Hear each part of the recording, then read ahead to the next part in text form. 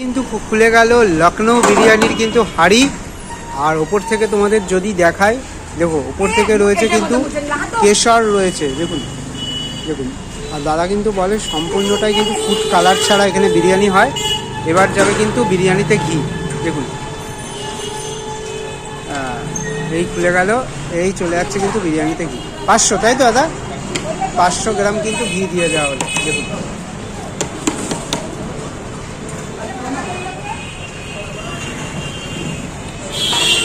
এবার হবে হাঁড়ি কাটা।